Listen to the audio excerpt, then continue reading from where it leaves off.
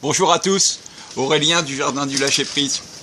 Je me trouve sous la tente qui a accueilli ce dernier week-end, donc il y a quelques jours, puisque nous sommes mercredi, les gens qui sont venus pour le projet Vénus au Jardin du Lâcher Prise avec Cédric le cafard. Voilà. Et bon, il y a une tempête qui s'est levée. C'est pour ça que je me suis mis en dessous pour voir un peu ce que ça donnait. Elle bouge pas mal, mais elle est attachée, donc ça va. Alors en fait, j'aimerais vous parler de ce week-end où on a quand même réussi à avoir quelques personnes qui sont venues pour s'enrichir sur quelles sont les possibilités que nous offre l'avenir pour vivre. Eh bien, pour vivre, justement. Pas pour survivre, pas pour... non, vraiment pour vivre une vie sereine avec l'humanité. Et bon, moi j'ai appris énormément de choses sur ce projet Vénus. Jacques Fresco, que je ne connaissais pas, est vraiment quelqu'un de remarquable, ingénieur. Enfin, c'est pas un doux fêlé, c'est quelqu'un qui a donné 80 années de sa vie à cette recherche de comment on pourrait créer un monde, un monde parfait dans lequel on pourrait tous vivre. Et s'il y a une chose que j'ai retenue principalement, enfin s'il y a plusieurs choses, mais notamment on va dire deux choses, c'est déjà la fin de l'argent. Donc d'après Jacques Fresco, la convoitise de l'argent est quelque chose qui détruit complètement. Et puis ensuite, il dit quand même aussi quelque chose qui me paraît assez juste, c'est que quand on aura tout dilapidé sur Terre, et qu'on n'aura plus d'essence, plus de gasoil, plus rien, et ben c'est pas les billets de banque qu'on pourra manger, ou c'est pas les billets de banque qu'on pourra mettre dans notre réservoir pour avancer. Et bon, ça, à moins que vous n'ayez une version contradictoire à ce que je viens de vous dire, je pense que vous devez être d'accord que si on n'a que des billets de banque, on ne pourra pas, on ne pourra rien en faire. Voilà. Donc ça, c'est une chose. Et puis ensuite, il dit une chose qui me paraît aussi très essentielle et qui me paraît aussi évidente, c'est que si nous créons l'abondance, c'est-à-dire si nous offrons plus à manger à l'humanité que ce dont on a besoin, vraisemblablement, il ne peut pas y avoir de recherche et de quête de vouloir piller quoi que ce soit, puisque de toute façon, nous en aurions tous trop.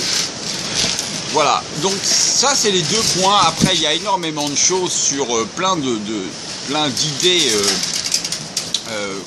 constructives, mais je ne suis pas suffisamment technicien, donc je n'ai pas de vision par rapport à ça. Moi, je suis plus dans l'humain, dans la vision humaine de ce que ça peut apporter. Donc l'abondance en tout, permettant à chacun de pouvoir faire ce qu'il a envie.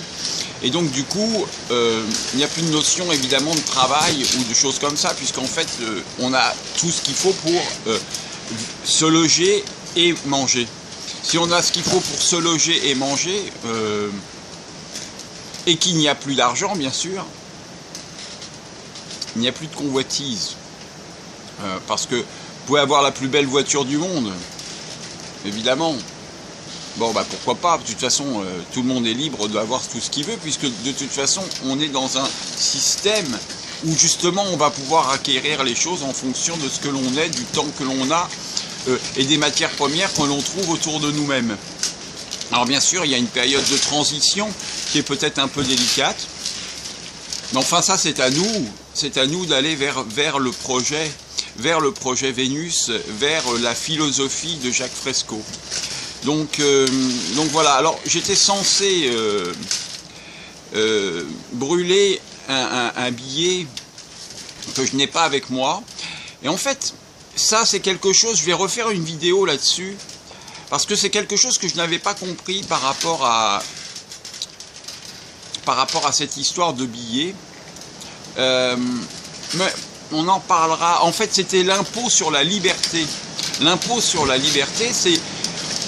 Oh, je vais en parler un peu. L'impôt sur la liberté, c'est le fait de dire on brûle un billet d'$1. C'est pas... Alors, la symbolique est là. Parce qu'en fait, si on est 1 million de personnes qui brûlons chacun donc $1, ça fait $1 million de dilapidés. Et ça fait $1 million que les riches n'auront pas, puisqu'on les a supprimés. Donc c'est vraiment une question de symbolique, et en même temps on voit bien le mouvement. Si on va au-delà, on peut imaginer le mouvement qui se met en place. Et c'était cette invitation que je n'avais pas compris la première fois.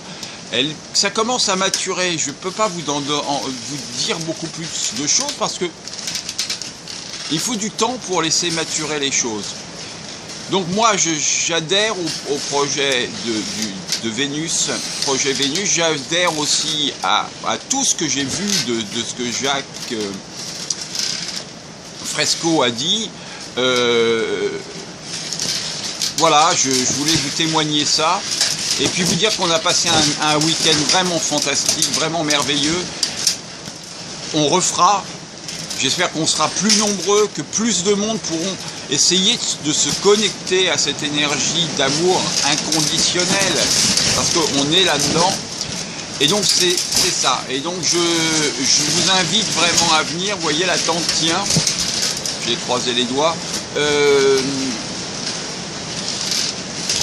Venez au jardin du lâcher-prise pour faire ces discussions quand il y en a.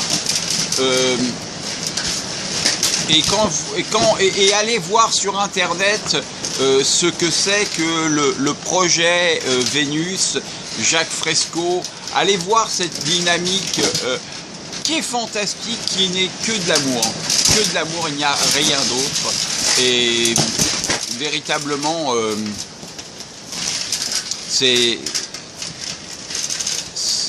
j'en ai un peu les larmes aux yeux parce que c'est vraiment la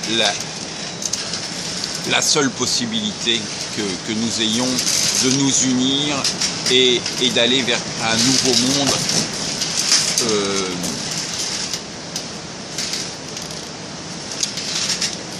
humain. Voilà. Je nous aime, je vous dis à bientôt. Soyez heureux. Je vous souhaite un bon petit café et puis à très bientôt. Je vous embrasse.